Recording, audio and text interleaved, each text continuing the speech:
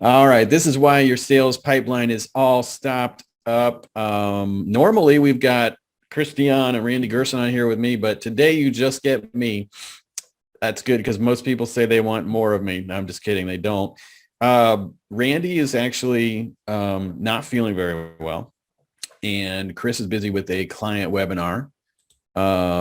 So let's get to it. This is really all about Drano for your sales pipe. Okay. So we're going to do questions and answers at the end. If you have questions that come up during the presentation, just type them into the chat box. I'll get to them at the end. We've got this exclusive report. It's exclusive because I made it. 21 ways to fix B2B marketing and sales pipeline stoppages.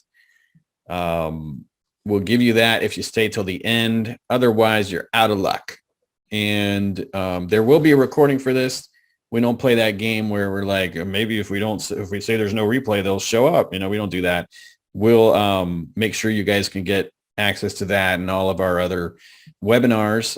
But of course, you won't get the fancy download and you won't get to ask any questions here.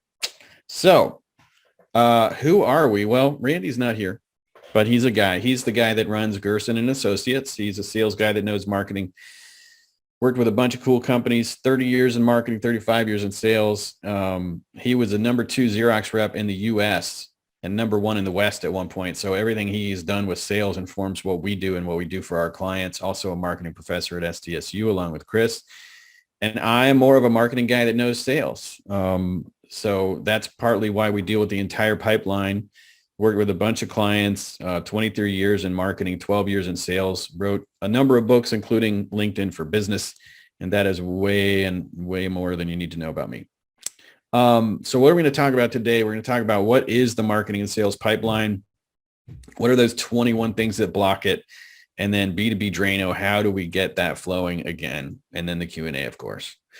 So overall marketing and sales pipeline, there's a lot of different diagrams on this kind of stuff. But generally speaking, you go from a marketing qualified lead to getting replies and getting sales qualified leads. Then you get interest where they're ready to talk to you. And if it's an SQL, you're ready to talk to them because they're a fit for you, right? Then you develop that sale, follow up, all the stuff you need to do to get to the point where they sign the contract and they send you money. But we can talk in more detail too about, we've gone over the marketing funnel on other webinars. We can also talk about the sales part of things. We have interest, development, and committed. And so that's things like making sure you're talking to the right decision maker, exploring their pain points and needs, and do those fit with what you offer? What's their current situation? What's the size and scope of the opportunity? What is the problem, the need? You need to be able to state that at some point in the sales process so that they feel heard and you know that you're giving them something that fits, right? Then gain agreement, validate what's the perceived value that they're saying, like they're looking at you and saying, what is the value here? Do they see it? And then you contrast the current situation versus where they're going to go. There's a price point that comes into that, and you may negotiate, and then you ask for the order and close. So there's a lot of steps just even in the sales funnel, right? A lot of stuff that can go wrong. So going back to the beginning of the marketing funnel, we've got 21 different blockages. They've never heard of you. You have a boring website. They contacted you, but you didn't respond. Your forms aren't working. You may respond too slowly. And we think, you should get back to people within a few hours, definitely the same day. Some people get back in 15 minutes, and then you have people are like, wow, you guys are great. And you have a better chance of getting the sale. Outbound targeting might be wrong. Your messaging might suck. You run a webinar, but people forget about it. People are too busy to meet. They don't know why they should meet with you. You get an appointment, but they don't get reminded of it. There's some kind of technical error. You might have the wrong person. They might not have a budget. They don't see the need. There's no urgency. A committee has to decide. You don't schedule the next appointment after your current appointment. You don't give them enough information. There's no automation helping you with the follow-up. You're not nurturing quickly enough. And then there are just a ton of other delays that can happen. So you can see what we're up against. This is one of the reasons why people have so much trouble with both lead gen and sales. There's a lot of steps that have to happen for you to be successful. So let's get into the details. What are the solutions for these things? Well, if they've never heard of you or they don't hear about you often enough, that's a problem. We think about ourselves and our own companies all the time, and other people are not doing that, essentially. You have to assume they haven't heard from you. They've forgotten about you. That's why people do content marketing. They're always out there. It's another reason why we do surround sound marketing, which can leverage content or just copywriting. So surround sound, what we do, if you haven't heard it before, we surround the prospect on multiple channels because everybody has different preferred channels these days. So we'll do things like LinkedIn, email, ringless voicemail. We might do advertising for some clients. We do webinars. We recommend that as part of the LinkedIn strategy. And then we'll do outbound calling, both to cold calling and to leads and for following up, which is some people try to go completely digital these days, and that's a mistake. We even sometimes do direct mail, which is not on there. So all that stuff surrounds the prospect. And then we don't just go after that decision maker. We go after the influencers of the decision too, which means, 3 or 4 people around them. Right. And we've gone into more depth on that on a previous webinar. Blockage, boring website. A lot of people have boring websites, especially in B2B, right? Because, B2B marketers are not known for being extremely creative. So bringing a little creativity and flair to your branding and your approach can help you stand out.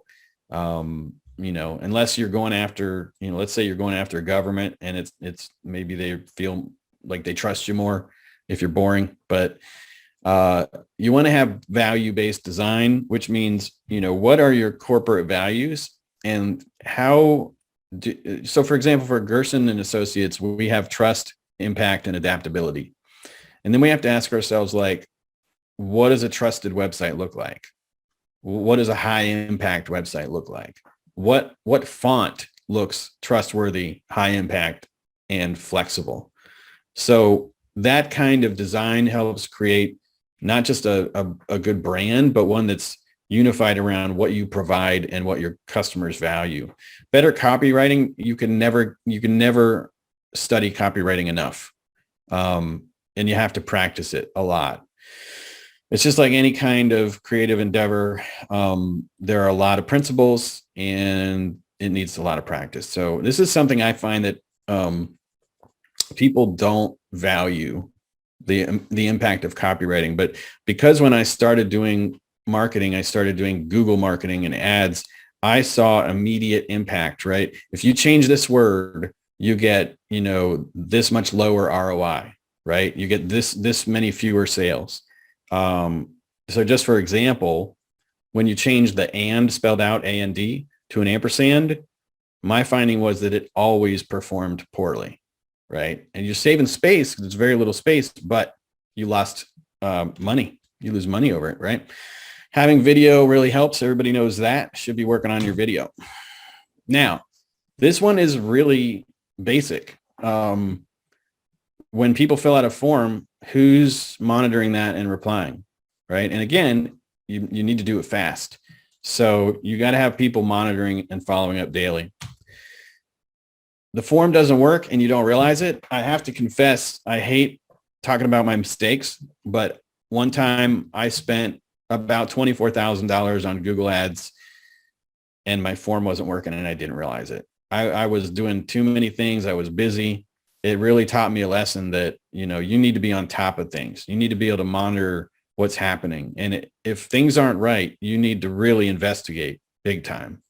You can't just, be like, oh, I guess they're not interesting or we're not doing well with markets or whatever. It could just be something basic like a broken form, right? So always test your forms if you're not seeing leads. Slow follow-up on leads. I've got the snail and the sloth and the turtle that are very, very cute. I would say that the snail's not as cute, but anyway, they're all slow and you don't want to be slow following up on your leads. Automations can help with this. There are a lot of things in CRMs that you can program for certain types of responses and triggers. That's going to vary with which CRM you're using, but you need to make somebody accountable too.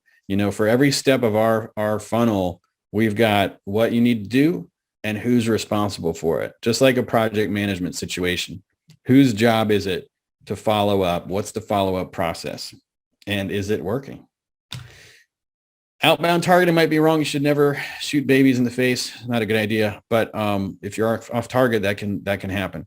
So the thing is, when you start out, a lot of times you have very fixed ideas about who your target is, and you might be wrong. Basically, you may or may not be right. And the way you learn that is by sending messages, right? You start with your best guess. This is how we do digital marketing. We start with our best guess, and we call it a guess because we're open-minded, because we want to improve. So you need to just get out there and send messaging out to people and see what happens, right? You need to do as good a job as you can in the beginning with your copywriting and everything else, but you're going to learn a lot. Now, you don't want to be boring or look like spam. Obviously, people are busy these days. They're distracted. They're looking for something. We are just distractible, and our devices are making us even more distractible. You have to stand out, right? You have to grab attention. If you don't get somebody's attention, you can't do anything with them. So you also can't, when 90,000 people are messaging people on LinkedIn about the kind of services we provide, you can't look the same. You can't look at it and read it. So you need to study the competition and look at what is boring about them. Think about what turns you off. Just when you're reading the message, how did it affect you, and how can you change that effect, right? This is all a copywriting thing again. You need to study copywriting so that you know the basics, like benefits versus features, unique selling proposition, etc. There's a whole bunch of stuff to it.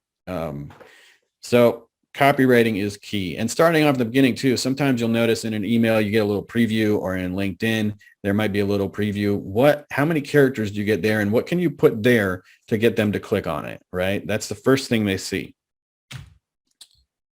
Okie dokie. Blockage. Prospects forget to go to webinar. Your webinar show up rates could be anywhere from 10% to 65%, depending on what you do.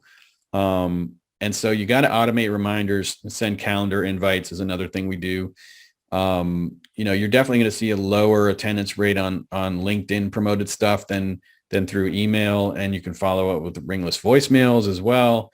So there's a lot of things you want to do to make sure they remember, especially if we find with LinkedIn, and we'll get more into this in a future webinar, that it can take weeks to get through all the people you want to invite to a webinar. And then 3 weeks later, who remembers that they signed up to this webinar online on LinkedIn, and LinkedIn's not sending them a reminder most of the time. We haven't seen one on our side. So you got to do something else to remind them and get them on there. Now, prospects, if they say they're too busy, sure, they might be really busy. They might be at an inflection point where their business is really growing and they haven't been able to delegate enough or whatever, right? But you have to make sure that they need what you provide, right? There's a fit. When you do BANT, budget, authority, needs, timeline, you have to find that need right away, or they're not going to be that interested, even when you're doing the SDR stuff before you get a meeting, right? But again, copywriting, to really express those things in a compelling way, that's going to have to be based on the research you've done on them, and any questions are able to get answered in the SDR process. Sorry, if you don't know what SDR is, sales development rep. So the stuff between, marketing and getting a reply, and then actually getting a meeting, and in some cases qualifying them for an account executive to be on the meeting. That's SDR stuff. And so you got to look for the need. You got to be interesting, or else they're not going to want a meeting. Don't see a reason to meet with you. This is a very similar thing. Have you figured out what their real problems are? What's their number one problem? What's their number one goal? What are they working on? And then which of your services are going to solve that problem or get them, down the field? Personalizing the SDR approach is really important. We find that one of the biggest keys to the sales process is rapport. And that, you know, creating rapport with someone will not get you a sale if there's not a fit or a need, but being the one that stands out and gets the sale, that is in large part about the rapport that you build. And that's just part of managing clients well, right? The more they like you, the more rope they're going to give you, because you're eventually going to make a mistake, you know? So it's important for customer retention as well. Personalize, you know, this is a real person in front of you. Put yourself in their shoes. Prospects are not getting appointment reminders. They're no showing. Sometimes when your show up rate for appointments or for webinars is low, you may have a tech problem. Again, never assume the tech is working. Always check it. And especially in a larger organization, you'd be surprised how many times, or maybe you wouldn't, how many times we have something working for like a year or 2 years, and then all of a sudden somebody changed it, right? Somebody did something and they didn't realize the impact of what they're doing, or they created a new website and they didn't have the old stuff from the old website in the new website. All kinds of stuff can go wrong. So always check your tech. Now, spending a lot of time on the wrong person in an organization, you can build great rapport with someone who has absolutely no influence, and that's not going to help you, right? Or you spend, 3 meetings really informing and convincing this one person, and then they tell you, you know what, I've got to put this to the committee, or there's 2 other people involved in the decision. Classic sales advice is find out who's involved in the decision early in the process, right? And then try to get them onto those calls. That can be difficult, but it's worth a try, and it's going to save you a lot of time. You waste a lot of time on somebody with no influence, and you could have been talking to somebody else, right? And you can do this when you first set that first meeting and you're doing SDR. You could be doing this on LinkedIn or email or something else like that. You can say, oh, okay, is there anybody else we should invite that's going to be involved in making this decision? And that way, you may at least get that information, even if you can't get them on that call. Blockage, they don't have a budget or not big enough budget. You can try to size people before you talk to them by looking at LinkedIn. How many employees do they have? What kind of information's out there on Crunchbase and other databases about their revenue and things like that. And, depending on the cost of your services, pricing is a whole other topic, right? What should your price be? But if you're trying to stretch and sell things for a higher fee so that you can cover all your operations and profit and all that stuff, then you may run into some price resistance.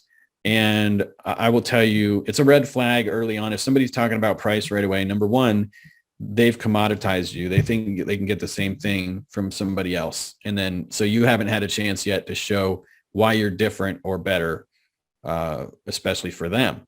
So now they're just going to compare people on price. Never a good thing to do. And in sales, you're always trying to avoid that.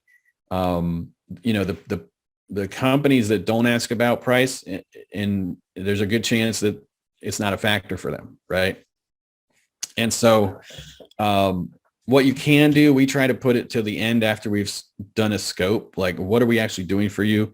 Like, I don't know what it's going to cost until I know what we're doing for you. Right. But we try to put it at the end. If they really insist, we'll say, oh, well, all of our clients are paying us, at least in the low 5 figures a month. Right. And that gives them an idea. That may help you eliminate that person. BANT, budget authority need timeline. You've eliminated them on the basis of budget. So you don't need to waste any more time on this person, right? And they don't need to waste any more. You don't need to waste any more of their time, right? So good stuff.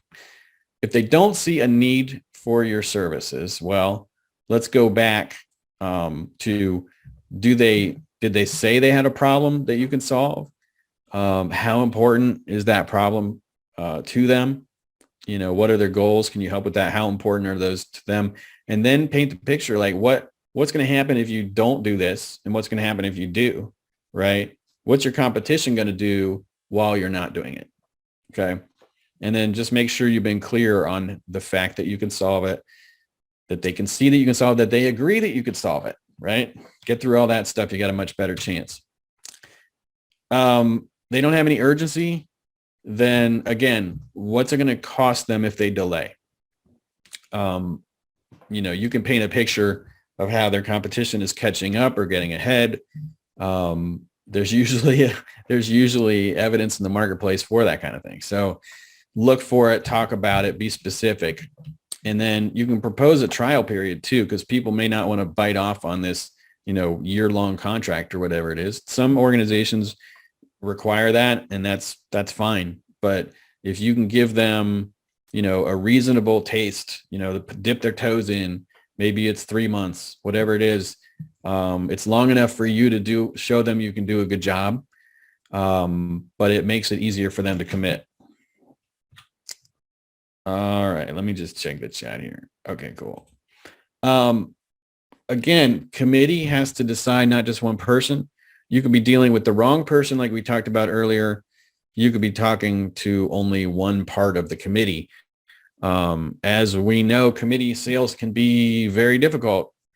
It is much harder to convince a group, especially if you're not the one talking to them. One of the worst situations that happens a lot is where you've convinced this one person. They're like, okay, cool. Send me something. Let me go present that to, my whoever or to the committee. And at that point, if you have the guts to say it, you could say, well, I sell this all the time. I'm really good at selling this. You just learned about it. So I don't know if maybe you should let me help you sell it, because we know how to talk about it. We know what questions to ask, all that kind of stuff. Say like, just let me be an ally for you in this and help you sell it to them or to the committee. That's going to get you a lot further. Here's a nitpick that Randy and I have all the time, which is, and it's funny because we have the advantage of we're talking about better sales for them. So we can say like, if they object to like setting that next appointment, we can say, well, it's just a best sales practice for us to make sure we've said it. That way the deal moves forward and stuff. And I'm sure you would want us to do that with the people we're working on for you if we work together, right? So at the end of the appointment, you say, let's get out our calendars and set that next meeting, right? Sometimes they'll be like, well, can you just send me something first, and you'll be like, oh, I'd love to show that to you, make sure you know what it is. What do you want to see? Right. And, oh, you want to see some client case studies? Cool. When can we get together to go over that? Right. Because if you send it to them, it goes down this black hole. They may, just be like brushing you off, but at least this helps you see if that's happening and maybe have a chance to change it. So we don't send materials. We set another meeting to go over those materials. Not getting enough info from you to go forward. This is a very individual thing for each company. Like, what do you need to tell them? What do all your prospects ask for? Just make sure you know what that is. If you haven't developed a presentation, you don't have to do a PowerPoint on a sales call. But if you haven't developed the presentation, you don't know all the information you need to say, right? And then some people are way more visual than verbal. I think it's funny that, my example of visual communication is actually verbal, but that was the best picture I could find. So some people, they don't want to see 100 words on a slide, right? Most people don't. Some people are auditory. Some people are kinesthetic. Just make sure that you have done some visual communication of what you're talking about. All right. Lack of lead and sales automation. We're not living in the 1950s or whatever that is on the left. We still use phones, but you can use, power dialers, right? We have all these CRMs that people don't know how to use and don't want to use. But if you use them, you get better results. You're more competitive. You're more organized. You don't miss things. It's very important for follow-up, right? Because if you got to get a hold of somebody 7 or 8 times and you're using an Excel spreadsheet or a Google sheet, how are you tracking that? And what's reminding you to do it? So make sure you've got some kind of CRM and take the time. It can be really annoying, but take the time to learn how to use it and make sure everybody's using it. Make sure the leader's at the top of your company are using it, because, if they're not doing it, why should I do it? Right. Again, with the snail and the turtle and the sloth, when you get info to people slowly and when you get contracts to people slowly, you have a much higher chance of losing the deal. Speed is one of the most important things in that sales pipeline. As you saw, there are a lot of steps that we got to go through. A delay of 2 days at each step. We were talking about what? Now we've got a month-long sales, or an extra month on our sales cycle. So we can automate things. We also have to have accountability. One thing that you may know about accountability is never assign something to two people, because they'll both think the other person's going to do it. So one person has to be accountable, and you got to get that information out as quickly as possible. The other thing is psychological. When people are interested, that interest can fade. Even if they would still be interested in principle, it fades. And when people are excited about those results and motivated to sign, again, that can disappear. A lot of distractions these days, all kinds of delays. Hey, here's our little pitch. Hire us. We believe in not ever being the bottleneck for anybody. So when prospects ask us, like, how long is it going to take to set it up? The first thing I think is, well, like, it depends on how fast you move, right? Because as soon as we have access to something, we're moving on it, right? And so a lot of those delays and things that, it eventually takes, it took an extra month, like, to get the leads started. Well, there were 10 steps in the setup, and it took a lot of time. So you never want to have an external vendor that isn't fast. That's our opinion. For us, trust, impact, and adaptability. One of our key values is speed, but it falls under all three of those, right? Can't have impact without speed. And if you're slow, people start to think you're incompetent. They don't trust you. Okay. So those are the 21 blockages in the sales pipeline Drano. Anybody got any questions?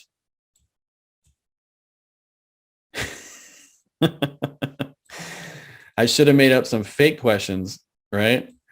Well, I must just be amazing. Good email subject lines for clickability. Okay. Oh, great. Thanks, guys. We got another one. AI playing to sales. Okay. So what are good email subject lines for clickability? Well, any system that allows you to personalize, like you put the first name in there, you put the company name. The other thing that works really well is basically what we would call clickbait, or like a curiosity thing where you say this, and they have to open up the email to see what this is. So for example, people at companies like their company name love this, right? What is this? I got to open. Now I got a high open rate. I at least got them to the next step. It's different for everybody. There's tons of formulas out there. We always customize them, and putting, like a benefit or your unique selling proposition in, if you can fit it in, is good. But personalization goes a long way. Happy to talk to you about that more in a more specific situation. How does AI play into sales? Well, I talked to a guy the other day, and it was so funny. He was like, he said, I hate it when companies talk about AI, because did I miss the singularity? His point being, like, is there true artificial intelligence? There's not, but every company now talks about having AI in the sense of, what is your technology that you're doing some automation with, right? Like this, my HubSpot can't, make me a meal, and it can't fall in love with somebody, but it can automate some of the stuff that humans normally have to do. So we're getting a little robotic, right? We're getting a little bit robotic with the follow-up. And of course, the danger of being robotic is not being human. So what we do is we do a combination of what we call AI and HI. So AI is our automations. HI is our human intervention, right? Or human interaction. So we, we create all of these messages and stuff that go out at different stages. And then we also create messages for our sales development reps so that they know what they can say depending on what the prospect is saying. We also make sure that, like Randy always talks about how he created a 5-page document. Mine's not that long, but this is how Randy talks. So if you have someone like helping you with your LinkedIn, how do they appear to have your personality, right? If it's Randy, they're probably talking about surfing, so that's in there. And that's an example of how we do that. Here's another question. When a lead says, no, thanks, we're good, do you give up or try harder? I think this is part of the same question. We sell digital marketing with some POS integration, and sometimes they think they can do it without us and say, no, thanks, have our own system. How do we show we're different or get at least one meeting, or is that not a lead worthwhile? Well, sometimes when people say no thanks, it depends on what stage you're at. Like if you're just connecting to somebody on LinkedIn and then you say, here's what we do, could that help you? And they're like, no thanks. You got a couple options. At the very least, we like to have the SDRs say, okay, cool. But if you ever have a problem with blank, blank, blank, or you want blank, come back to us. And then, follow up with that person in a month or 3 months or whatever. You can always go back to people that weren't ready and see if they are ready. Now, when it comes to like, they have a system and you have something better, I'll say in general, I got this from Russell Brunson. It was, I think, a really great insight. It's easier to go in and put something there that's not there at all. When they have a complete gap, they need something, right? Once they've got something, the heat is off their feet, right? So they have to say, like, how much better is it going to be versus how much of a hassle is it going to be to switch over? And this is working. They say this will work, but do we trust them, right? So it requires a mix of trust and then what I would call copywriting, to where you have to have something written out that's really clear about why yours is different and better, and what's the cost of the way they're doing it now, even if they don't see it. What's the future cost? What's the opportunity cost? And can you even quantify that, right? If you get to the point where you've got case studies where it's like, this did take, 3 months to integrate, or how long it takes you to set up. It took 90 days. It took 60 days to set up, but it led to, 3x on their ROI or whatever it is. You have to acknowledge there may be pain points for them in switching, but have all that stuff written out so that everybody knows it when they communicate with people. And that should really be like your USP, and the benefits of that should really be your core message, right? It's the most important thing that you communicate. How long should we spend on an account before moving on? For example, I go to medical doctor accounts weekly for a hospice agency. Well, I do think that that's going to depend on how many leads you have to work. But I think also once you have some success, you should have some benchmarks. Like, on average, we can sell this MD. I'm assuming it's a doctor. We can get an account here within 5 or 6 visits, whatever it is, right? You're going to have to track that and go back and look at it. And then also you should have some signs, like sometimes there's red flags and there's also some other color, white flags. I don't know. There are signs that they're not going to be a fit. And then there are signs that they will be, right? So the process you take them to, the things that they say back, that can help you gauge too, whether somebody's truly cold or not. The short answer is that I can't answer that without knowing more about your business. But if you track that data, you should be able to find a benchmark. Okay, so I'm an account executive, but do some prospecting too. Can be hard to balance current accounts and find new ones. Yes. What's the most effective way to prospect and find new leads? Well, that's the $10 million question, isn't it? I mean, we think it's surround sound and automation.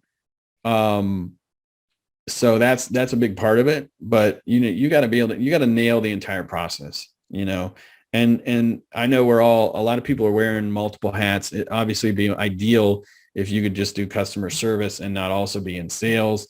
But then there's like, if you don't do the sales and the continuity, then you have an issue. Sometimes the gap between like the sale and delivery of the service. Um, you just have to, try to create more efficiency, in part with automation, making sure your processes are nailed down, and then choose an amount of time. I mean, I think that's something you definitely want to involve leadership with, which is like, what percentage of my time and effort should be on keeping versus getting new ones, right? Okay. I think, oh, here's another one. A lot of questions today. That's good. Let me put this back up. My computer freaked out. Okay. What's the best way to go around a gatekeeper that is not confident enough to engage the decision maker? Would you recommend starting with decision makers and looping influencers in? Yeah, this is an old sales question. It's been an issue for a long, long time. There's two basic answers that I know. One is try to get around them, because you can find all that data. We have a great data source we think is better than ZoomInfo. And then go directly to that person with an email or something, right? So that's one thing you can do. Call them, etc. If they're really well protected, that may not work. The other thing you can do is send them lumpy mail or some kind of weird direct mail that gets some attention. If it's a really high value account, it might be worth it for you to send something to them, but the other answer is, recruit the gatekeeper. That's a test right there of your rapport ability with cold calling. And, there's two major ways to do that. One is be a human being, outgoing, positive, try to get them talking about other stuff, try to get them talking about the weather or whatever, the other way is, you'll get the ones that are all business, and you have to have that copywriting stuff. You need to be able to say in one or two sentences, this is why you should work with us. And if you're not, you're making a mistake. You don't say that, but you have to have that. What's your unique selling proposition? Maybe you work into that, some numbers, like we're able to help companies like yours achieve a 30% more revenue or 30% more efficiency with blah, blah, blah, or whatever it is. You got to be able to, you got to have an elevator pitch that's going to break through that person that's all business, and for them to realize, maybe if I don't pass this on, I'm messing things up for the company. Right. Okay, cool. One more.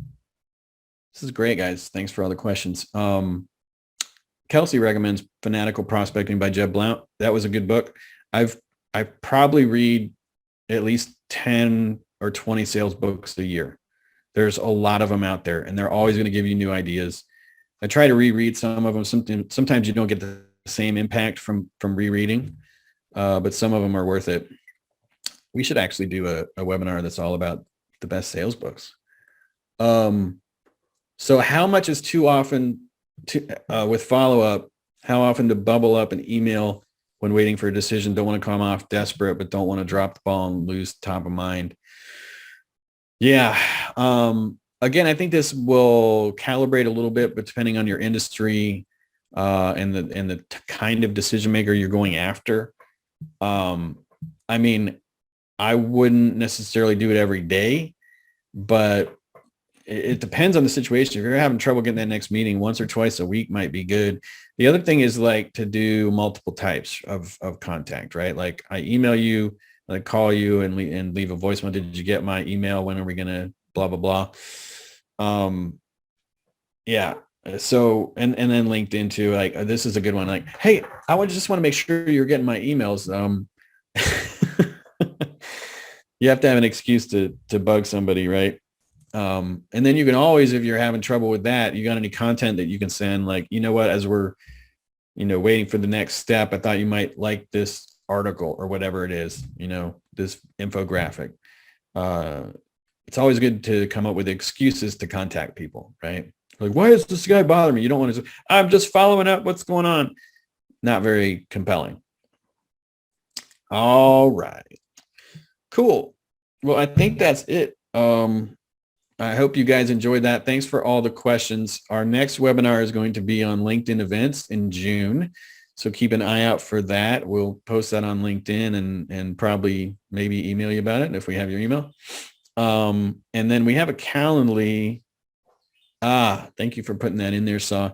If you want to talk to us about us helping you with this kind of stuff for your business, please use this Calendly link and we'll talk. All right. Thanks, everybody. Appreciate it and have a great day.